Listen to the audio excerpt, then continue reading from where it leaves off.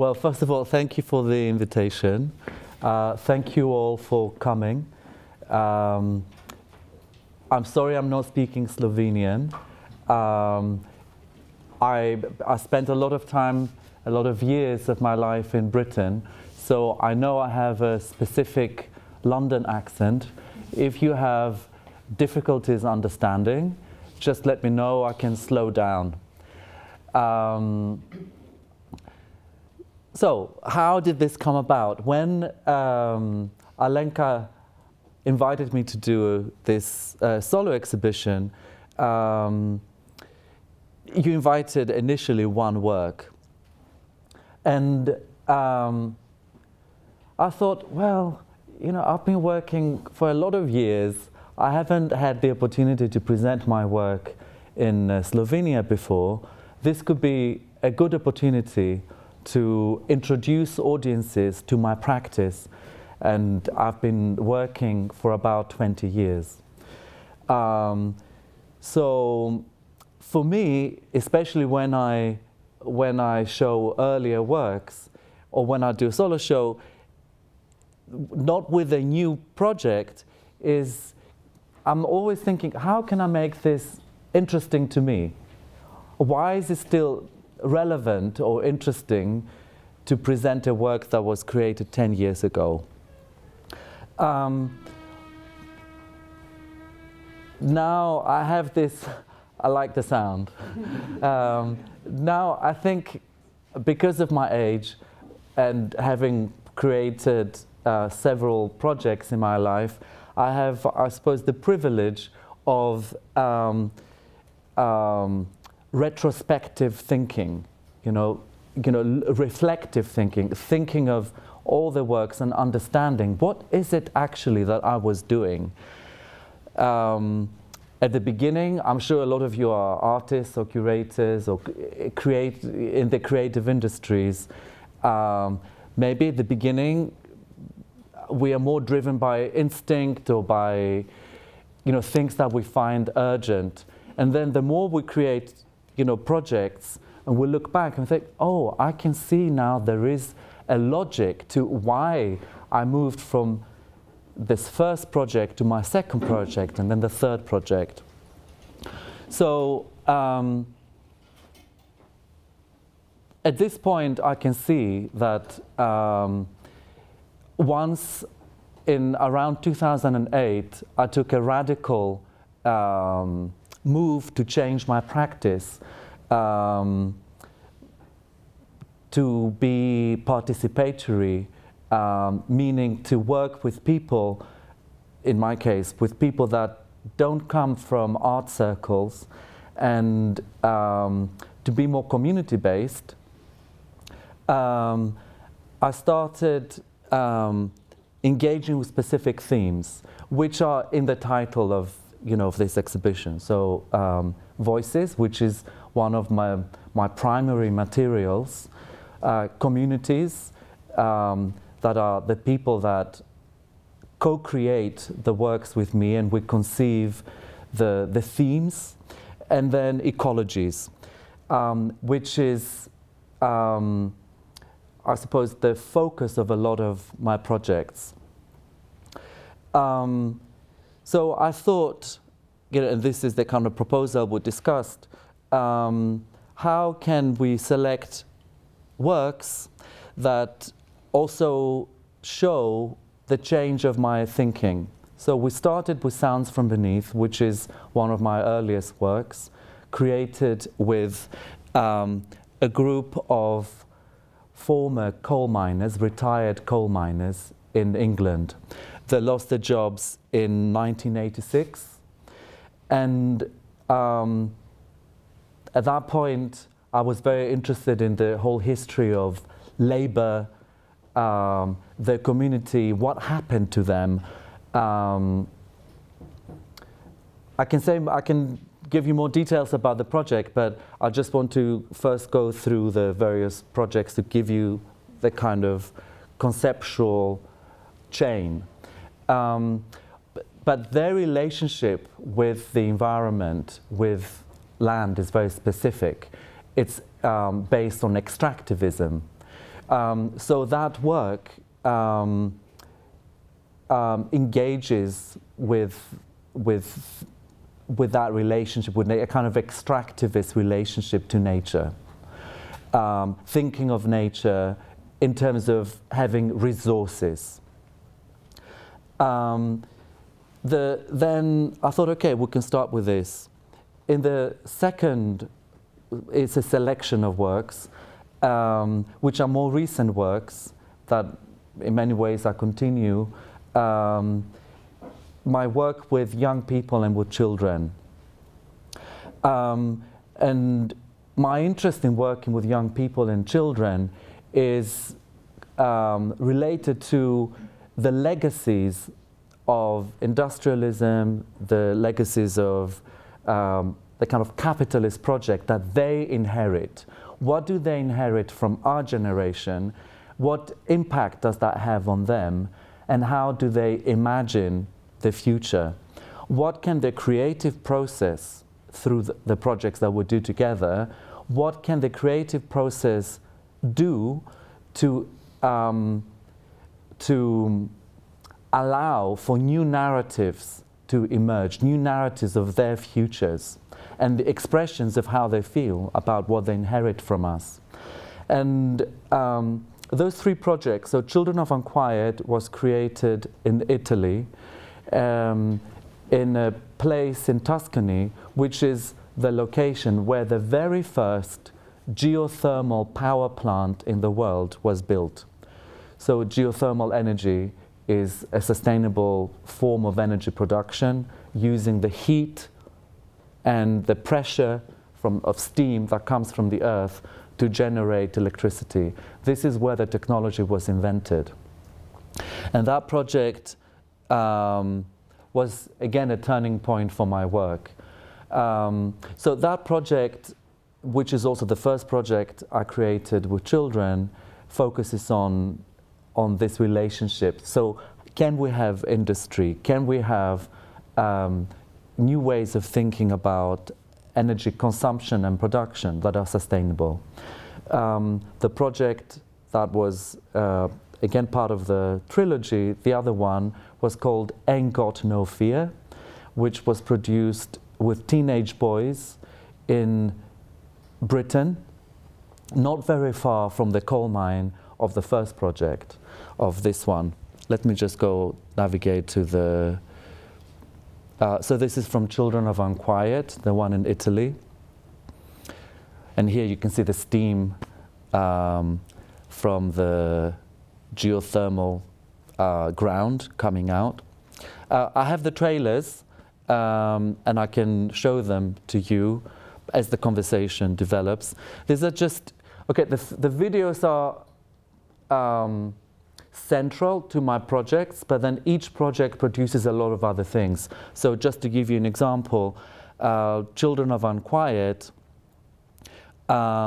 produced large format photographs. This is one of them. There were, let me see if I have other ones. This is another one. Just to give you a little glimpse of what else happens in the project.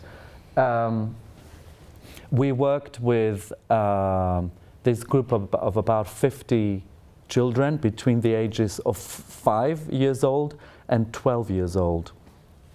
And because the power plant where the parents used to work became almost entirely automated, they lost their jobs. So 5,000 people and their families had to abandon the villages where they lived because they were built directly next to the power plant. But there's still a lot of infrastructure. There's a lot of amazing housing. They commissioned some of the best architects. In particular, one of them, Giovanni Michelucci, is a very iconic modernist architect that created beautiful projects, including the train station in Florence, the main train station. They commissioned them to create the housing, so they used the best materials, the best kind of modernist architecture, because they wanted to attract very high-level professionals to go and work in this new industry that people didn't know about. this kind of geothermal, sustainable energy production power plant. So one of the things that we did with the children is to go back to one of the villages where the parents used to live, and some of them were born, and walk around the abandoned homes, which started generating a lot of stories. So the children started imagining what it would be like to move back into their village. And as part of that, they created drawings. These are some of their drawings, and we created an installation of their drawings inside the abandoned homes. So this one, for example, is in one of the bedrooms of a child who then put his own drawing of how he imagines the future of this specific place. So the idea was to, in a way, start thinking of the children as architects again, architects of the place, of imagining also the future of that place. There's a lot of story, there's a lot of research that goes with each project. This one, this project it took me more or less 3 years to create. And so the idea is, okay, so how do you communicate this research to the participants, to the young children?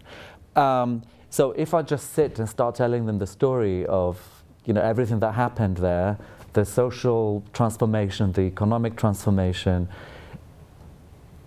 the information doesn't go in. So I devised a game. Again, this took a long time. I'm not very used to board games, actually. So it took me a long time to experiment and devise this board game, which here it's the test. When the participating children in the project, we're testing the game with them. And it was, again, it's an interesting story. There's so many stories with all the projects because there's so many people involved. But I was very nervous when I presented the game to them. And usually I'm most nervous, not when I exhibit the work. I'm most nervous when I present the work to the participants. Because even though they're involved in mostly also in the process of editing, what if I do something, I show something that they feel uncomfortable with, or they feel is a misrepresentation? So this is always, nerve-wracking. So with the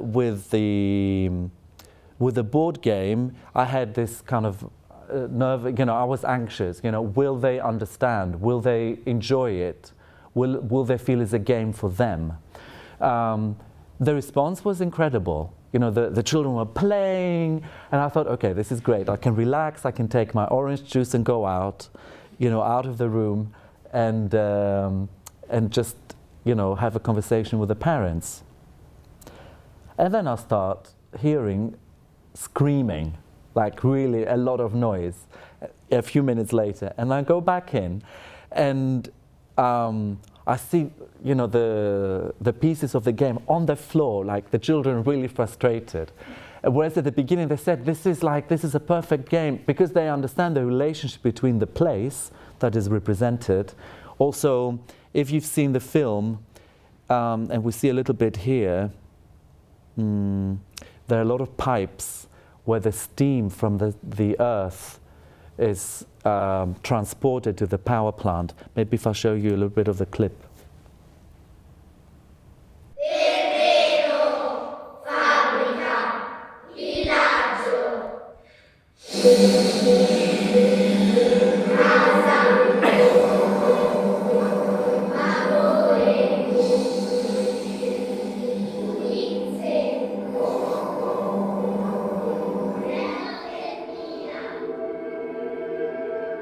Che appartengono al monte.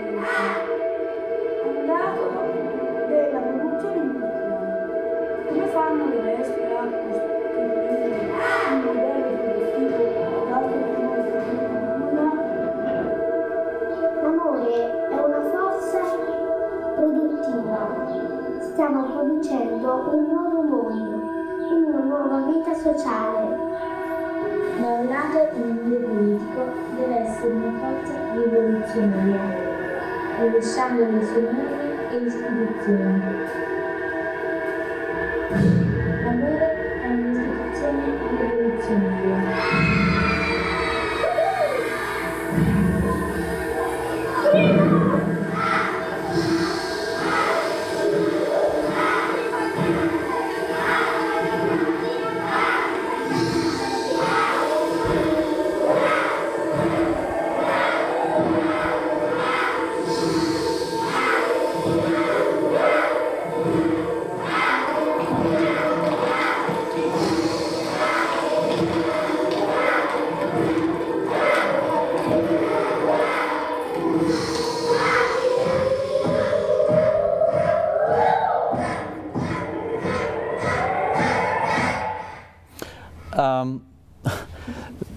So, I mean, what happens in the film, I'm going to continue that thinking of what I said about the pipes, just to describe briefly what happens in the film. The film is 15 minutes, it's divided into 3 chapters, and let's say it imagines or orchestrates a children's takeover of this industrial area, including one of the villages that has been abandoned because of the automation of the power plant where their parents used to live.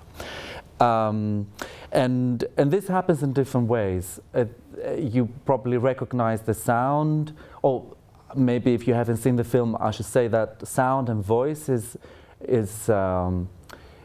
the voice in particular is a very specific medium that I use in a kind of material way, in ways that also you will see in the performance, you'll experience in the performance later, follow or rather attempt to answer the question, what happens when we really listen? When we listen to what is around us, including, the earth. What happens when we listen? What kind of learning does that lead to? What kind of understanding does this lead to? And I personally feel that our responsibility is to learn the language of the other. Maybe this is why I asked at the beginning I mentioned this thing about language. But I mean it in a political way. We, especially the global north, has really the responsibility to learn the language of the global south, because it will lead to new ways of understanding the world, new cosmovisions, new ways of relating to one another as well as to the elements, in a way hopefully leading us also away from thinking of the earth just as a pile of resources. It's a lot more than that. So what happens in the film is, in the first chapter, the children give us a portrait of the place, but through sound. There's no sound of the actual place. There's no field recording. What we did is we walked with the children through the landscape to listen to the different sounds in that particular place. And geothermal phenomena are very noisy. The boiled water, the steam coming out, the factory, it's a very noisy place. So what if the children learn the language of the earth? What happens if they learn and begin to harmonize with and sing to the elements? And this is what happens in the first chapter of the film. They sing the sounds of the elements of that particular place to give a sonic portrait, a sound portrait, which is accompanied by images. In the second chapter of the film, they read a particular section from a book by Antonio Negri and Michael Hard, a book that again was very significant for me. It's called Il Comune, commonwealth. And that book, there is a chapter which talks about love as, or proposes love as a force that is able to help us imagine and structure our societies in a different way. How can we structure welfare? Of course, thinking about economics, but how can we structure it through the lens of political love? How can we imagine new social structures through that perspective?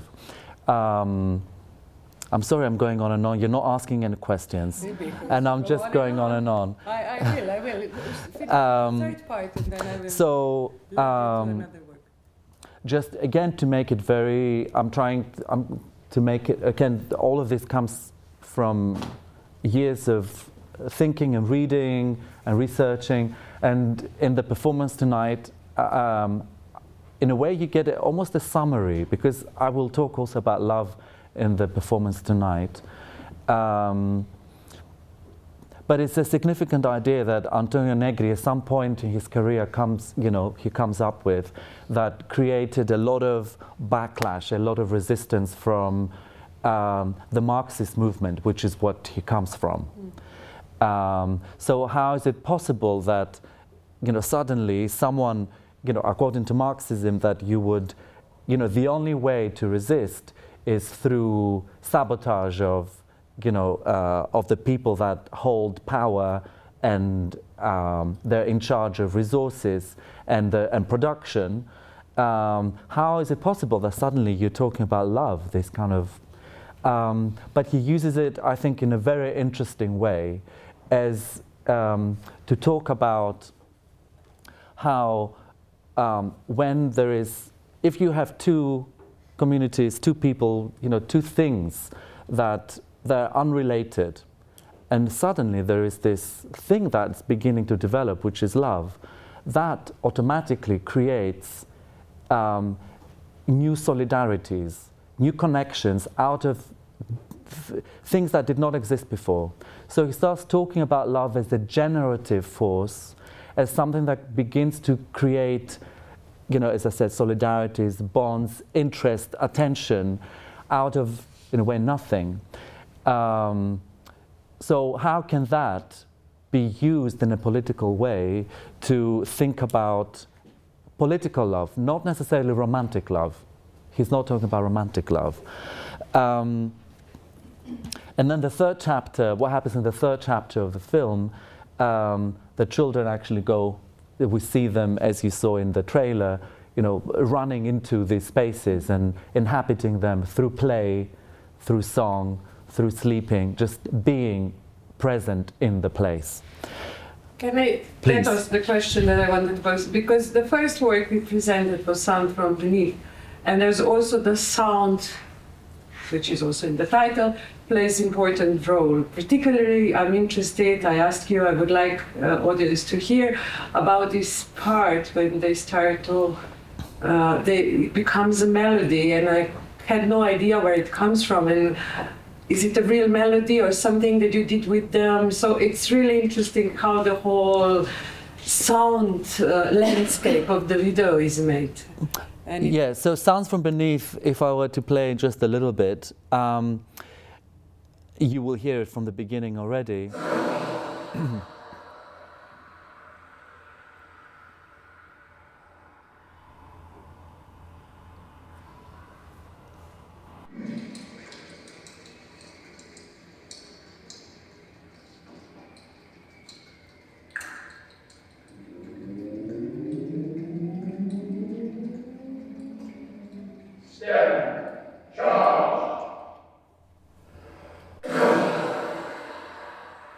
So I'm not going to play more of the sound. We can keep the images, but what you hear from the beginning, what you see at the beginning is this silent silent landscape. There's no sound actually from the place.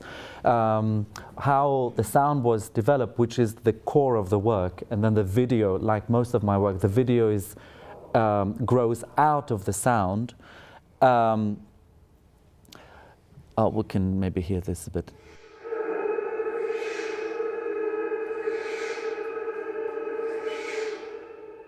So I asked this group of coal miners to recall the sounds they used to hear when they worked in the mines.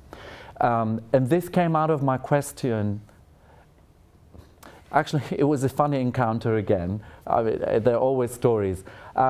So I was traveling around the south of England because I was commissioned to create a project. And I had never really driven there. And I saw a map of that place, a satellite map. And I saw it's the south of, it's called Kent, this part of England. It's known as the Garden of England. So it's very green. But when you look at satellite maps, you see these black holes. I was thinking, what happened there? You know, what are these black holes? And only when I started driving did I realize that these were abandoned coal mines. And this is how the whole project started. And then I go into a working men's club where there's a pub at the front, and then at the back I hear people singing, men singing Broadway songs. So then I start conversations with them, and then in the conversations I discovered that these used to be coal miners. They were all dispersed because the community, they became unemployed. And so the question was, so they had these very old heroic songs that were very much connected to their profession, and then there's this gap. You know, they sing now like Broadway songs. What happens in the middle? You know, how are we to think of coal mining now, or that history?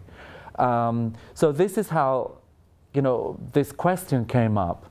What are the sounds that you remember from that time, the sounds of your work?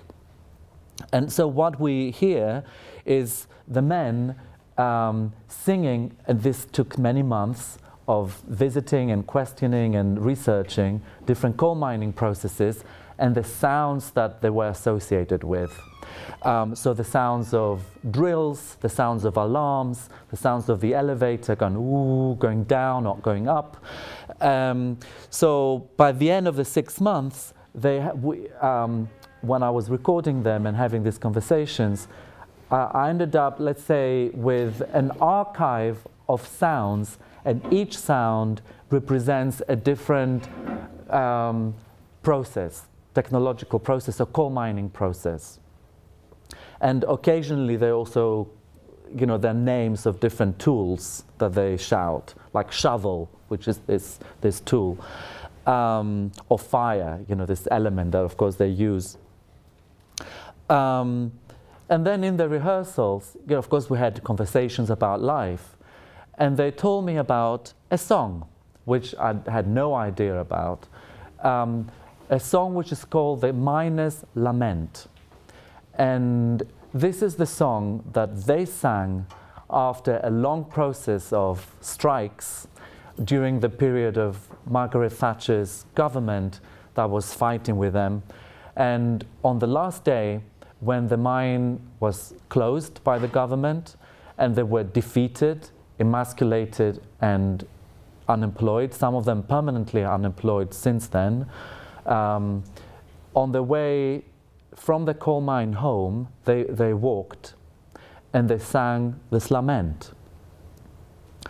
And I told them, so what does it sound like? So they started singing it, but because they came, actually, they were slightly different, well, they were not different generations, but they remembered the song with different lyrics. Some parts of it, they didn't remember exactly the same lyrics. So I told them, okay, forget the lyrics, just hum it, you know, what is the melody? And they had a piano there. I did a quick harmonization of it. So we did a kind of 2 or 3 voices, and then we recorded it. I didn't know whether I was going to use it, but it became kind of significant to use it.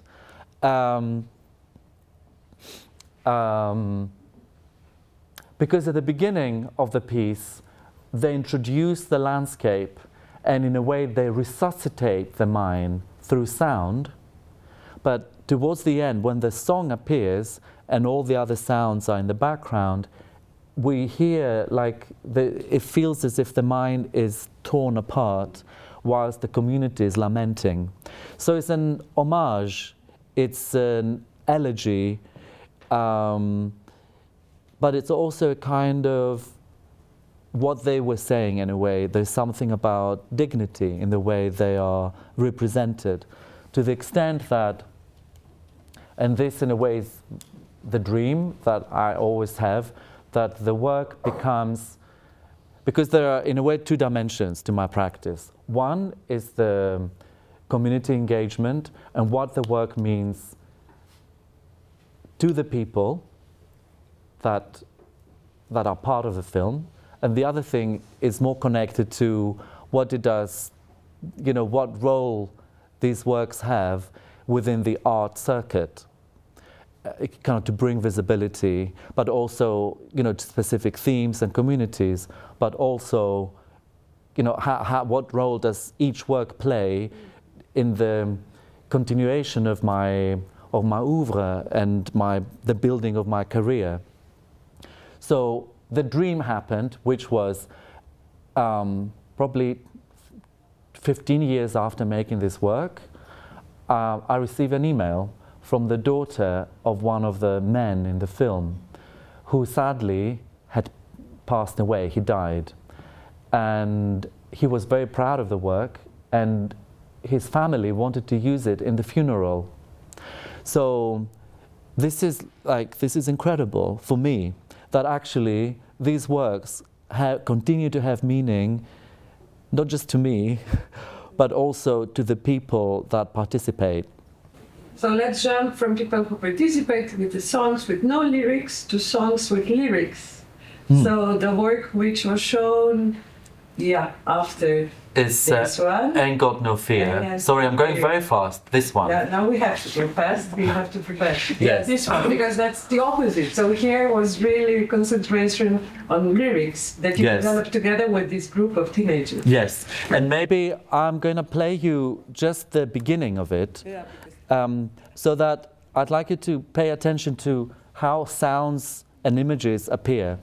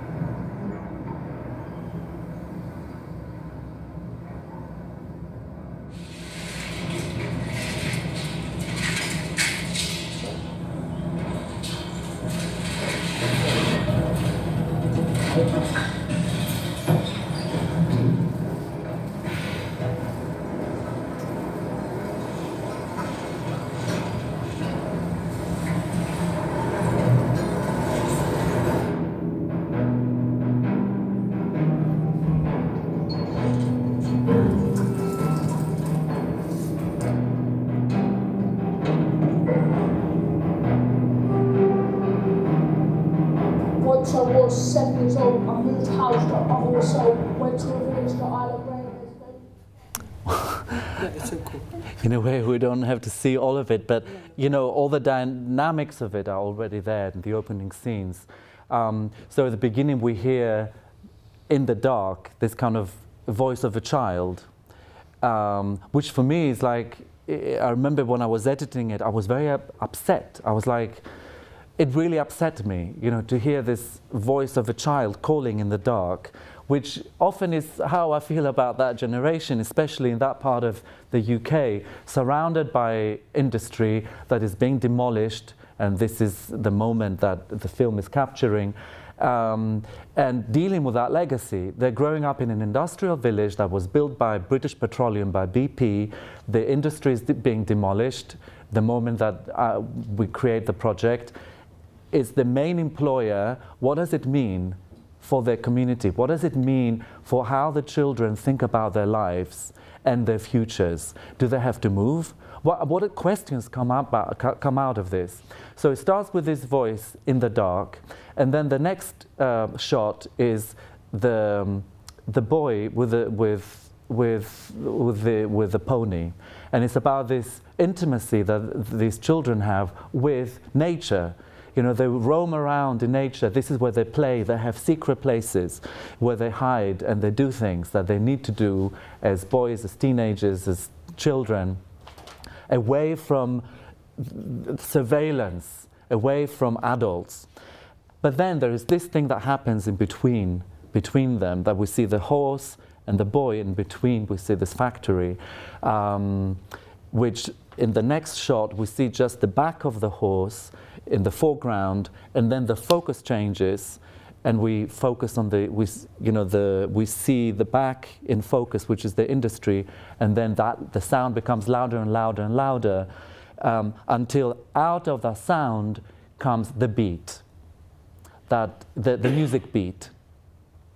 And then the next thing that we hear and see is that the boys use this beat that comes out of the industry to sing their song. And the song is something they wrote, Ain't Got No Fear, it's called, and it goes through different stages of their lives, and they talk about their past, their present, and how they imagine the future. So, in a way, everything is there in the first 20 seconds. The rest of the film just kind of develops those ideas. But how it came about, again, I worked for a year with these boys, establishing a relationship with them, and allowing the process to reveal what it is that they want to do. At some point, after working with them and doing different workshops for about 6 months, they told me, we want to do a documentary, can you help us? I said, yes. Again, it's a dream scenario, that they tell me what they want. So, okay, so what films do you like? What is a documentary for you? We go on YouTube and they show me music films, music videos. I said, okay, maybe your documentary is a music video. And what is it about? They say it's about our lives. Okay, so how do we structure that? Then I just gave them just very simple structure ideas, or ideas of structure. So I told them, you know, think about when you were 7 years old, when you were 12, 13, when you were 18, 25, 30, 60, and write, you know, a few lyrics for each one. Then to make the sound, we go around this site where the industry, the power plant oil refinery plant is being demolished, and we record and we sample the sounds, and then we build the beats and the whole, you know, music around, you know, using those industrial sounds. And then, in a way, I was thinking of that sound as the kind of soundtrack of despair in some ways for their village, because it signals unemployment. But the aim of my projects is how can we imagine something else out of this difficult situation? How can we use it as an opportunity to talk about, to imagine different narratives? So on top of that, then the boys create their narrative, and we have this juxtaposition. Since we are running out of time, we have to jump to the one that we see downstairs now, the Sea Women Ward. That also has a lot of stories and a lot of things to say, but yeah, we have to speak with you. few Sure. words. I wonder if people have questions. I have a question. Yeah, just like, why do these kids, like, what about the board game? Why were they mad? Oh yes, I never really finished that. Why are they mad? Because the board game has a paradox, which is our lives. Yeah, it has a paradox built in it. Basically, there are two forces, let's say, within the two parallel forces in the game. So one of them, which is what makes the winner, is that to end with villages within this board game, villages that are populated, that have people that are happy and live in that place. This is one force. The other force, which is the capitalist narrative, is that which leads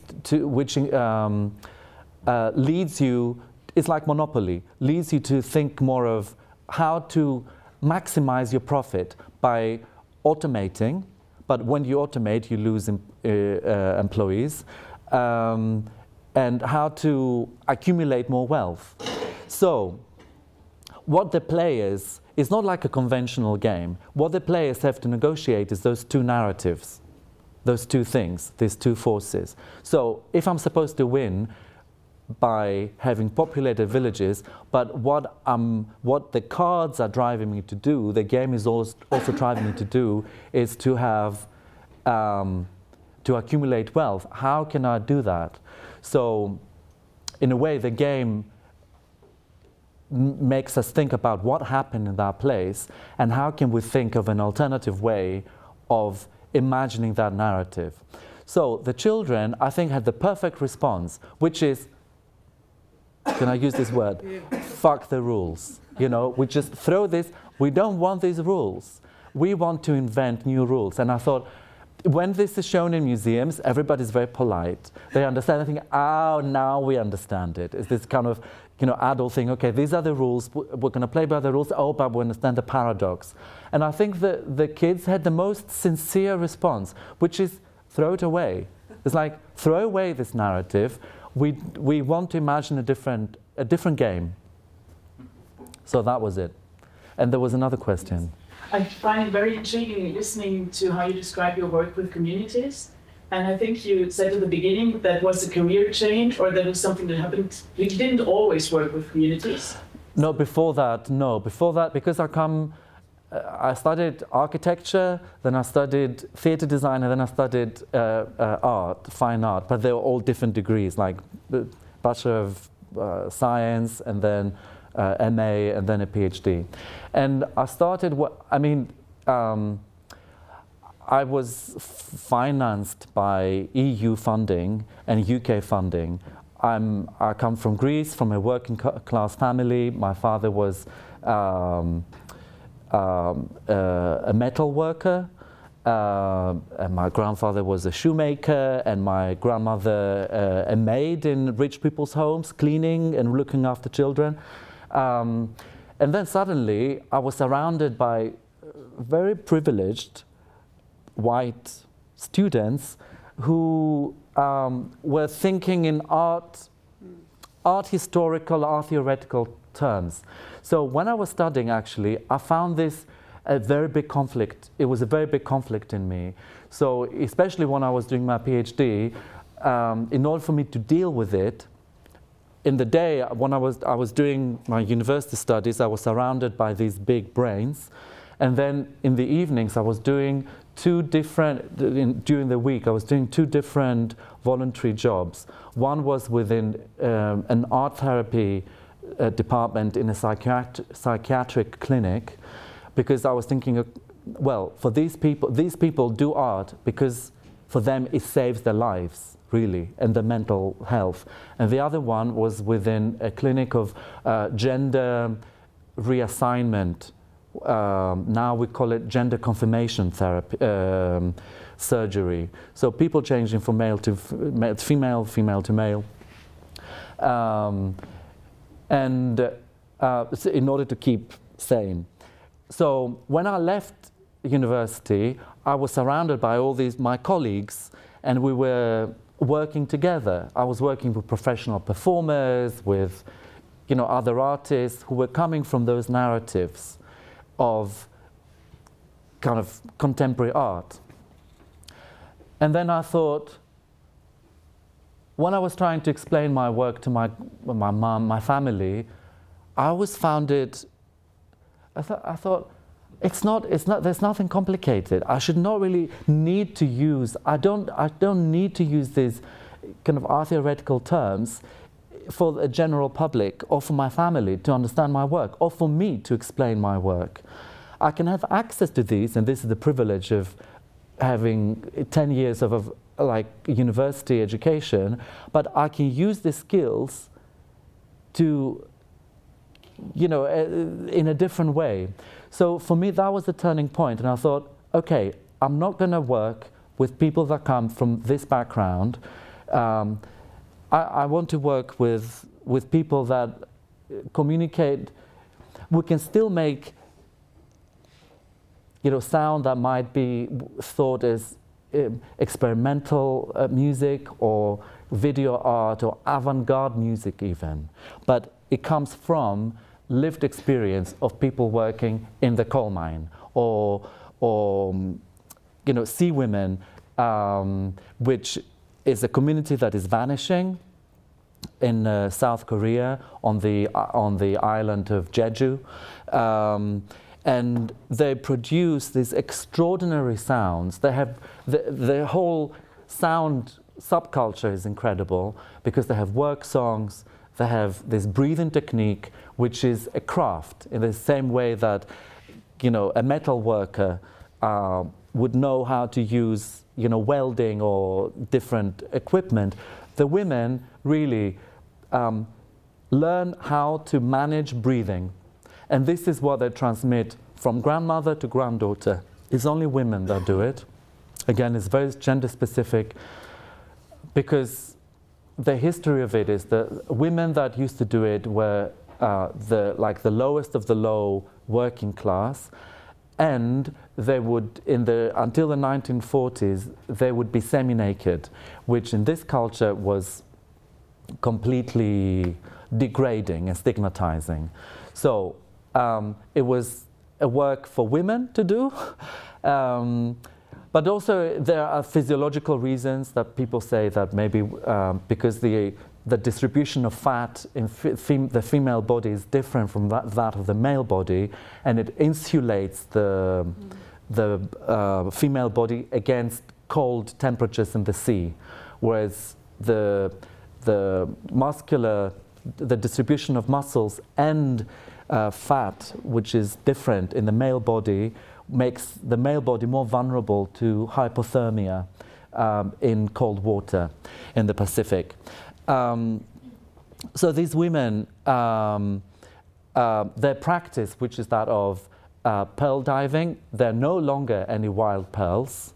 So because of the acidification of the waters and the warming of the seas, wild pearls are no longer existing. So the women are like gardeners, underwater gardeners, and they have very small areas where they clear from specific species that they either take out from that area or they take them out of the sea to invite to make space for other creatures to grow there, to live there, and a selection of these they fish with their hands, so it's completely like everything is hand-picked. It's not mass, fishing or industrial scale fishing, and this is how they live.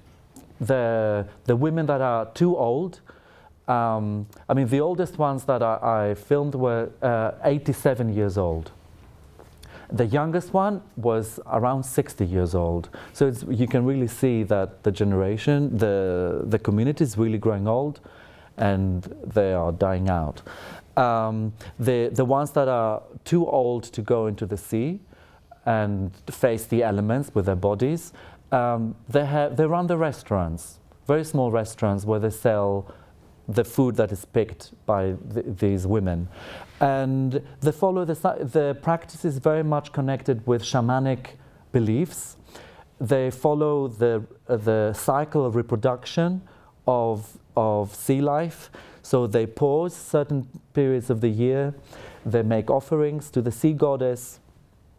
And it's an incredible kind of ecofeminist example of how to live with creatures, how to in a kind of sustainable way. But of course they have to face a lot of dangers. One of the main ones is fishing nets from big-scale fishing ships, imagine from the North Pacific, that very often go astray. I mean, according to statistics, the industrialized fishing in the seas is the biggest producer. If they produce more than 56% of plastics that pollute the sea, which is the biggest paradox. How is it possible that this industry that relies on the sea, it's the biggest polluter of the sea, and it's the biggest danger, they pose the biggest danger to this community, because very often the women get caught in the fishing nets, huge fishing nets, and they drown. Okay, that was dramatic end, but maybe one more question. Maybe it's not an end. Maybe there are other we questions. Have to, Yes, sure. Half an hour break. So, are there any questions? Short answer. Can we hear some of the sounds of these women? I don't have here because the installation is on. It's downstairs. It's the only work that I don't have the installation. I don't have sounds. But from you know this. what we can do after the performance? I can ask this colleagues to go and open it, so you can have a chance after the performance to see the video. It's 16 minutes. We can do this. Sure. Yeah. I'm sorry because I thought, what's the point of playing it here if it's installed big downstairs? We start when the gallery is closing. Yes. So Okay. But what you hear in the recording, and I hope we turn it on later, what you can hear is this incredible breathing technique they have, which is called the sumbisori, which makes this high-pitched whistling sound, which was what intrigued me, that often makes us confuse them with sounds of birds or dolphins. Is this kind of otherworldly sound. We also hear work songs. One is a rowing song, and another one is, these women were very significant, again another story, but I'm not going to tell the whole story. We can have a conversation later. They were very significant in the anti-Japanese resistance movement, because this island was occupied by the Japanese, and many of these women were imprisoned sex workers. They were called comfort women, but basically they were raped up to 50 times a day by soldiers. So they were very important in the resistance movement, and what we hear is one of the songs that they sing, and there's percussion noise that we hear, which is they perform on cooking pots, on cooking utensils. So this is another one that we hear in the piece. Just one question. How did you engage with them? Because I saw the video and I see that the camera is really not bothering them. Like it really goes that you follow them on the street and you support them while they're even going into the changing room at the building, or like it's very respectful, but it's all the time present there. You speak Japanese or? They speak a dialect of South Korean. Okay. I don't. Again, this is a project that happened over 2 years. When I first encountered them, I never take the camera out when I meet people at the beginning. You don't? No. And you don't take it out? No, the camera is never there at the beginning, no. So at the beginning I was very curious. I was driving around the island and I heard this very high-pitched sound I was talking about, and I saw these figures in the sea, and I thought they were seals, I thought they were animals. And I thought, wow, I thought seals make more of a barking sound, like dogs, rather than. So I walked, I stopped the car and I walked, and then I realized that there were humans. As they were coming out, they're very agile in the sea, but when they come out, you see also in the video, they walk like with difficulty. And then they come close, and I realized they were very old, and they were all women. So there were all these questions: why these sounds? Why all women? Why so old? It's peculiar.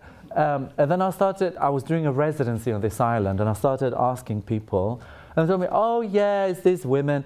I mean, people think of them, again, in a very patronizing way, that, okay, they're uneducated, they're old women, they just do this thing.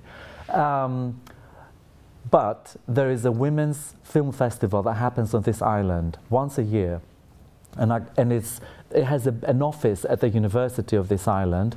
So I made a connection with the women who run this office, and some of the women who were my generation, their grandmothers are sea women. So this is how it started, and they made a contact. They created a contact, and then I went to this base, the kind of work camp where they work near the sea, and at the beginning I was just observing. They were very welcoming. I was in the place where they eat, and then they told me, do you want to come diving with us? I said, yeah, I would love to. So then in the days I was there, we organized for me to go diving with them. And I didn't, until this point, no camera out. And they gave me one of the wetsuits. But of course, I'm twice as, and I'm not very tall, but they're very tiny. So I wear this wetsuit, and I'm so tall that the top breaks so they can see my bald head. And they thought it was the funniest thing on the planet. They kept laughing and telling the story, this foreigner, So, so this created a kind of, and this often happens in my projects, that I become a kind of, something happens that breaks the ice. And I become suddenly, I'm not the artist or the foreigner or the man or the adult. I am like with children in Italy.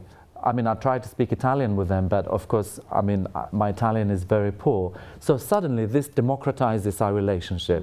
Or suddenly with these women, the fact that I become silly or like stupid somehow democratizes. A humor can democratize, can change that relationship. So they found it so amusing that I was engaging with them seriously, and I was going in, and there was this stupid thing that happened, and my head was frozen. That on the following day, they bring the cameras to take photographs with me. And that was the passport for me to then, on the day after, to take my camera out. And then I didn't need to do much. And this video is different from other ones. It's very observational. This episode that you see in the film of me filming them on the boat was something I'll never forget, because the women warned me. They said, you're going to be very sick. And I had never done it. And it was very early in the morning. I had not eaten, and I didn't take a nausea pill. And I just wanted to die. Because it's so difficult to film and do this. I'm not sure if you've ever tried it, but really I was sick for 2 days. I couldn't move. I had to be horizontal for 2 days. But it was an interesting experience, and then the women enjoyed it when we showed the film there, and they came and they sang and we ate. It was a really very warm-hearted experience. Now I'm finished with questions, because Mikhail is a great storyteller, as you can see. I will actually ask that they put the video on now. So Okay. in this half an hour, we have the performance. So we start, let's say, 22, because you need half an hour. I will ask, or you take a drink or a cigarette, whatever you like, whatever you enjoy. And I will ask our colleagues to put the video on so you can have a chance to see it now. What we're going to see in the performance is the first collaboration our second collaboration with the artist Marwan Sipert, who is Brazilian, and we met in Lisbon.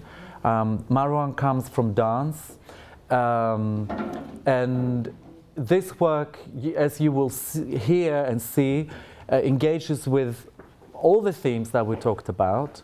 In a way, it's also it's very autobiographical. It starts with me in a youth eco protest and reflecting on that and my sense of responsibility toward the next generation.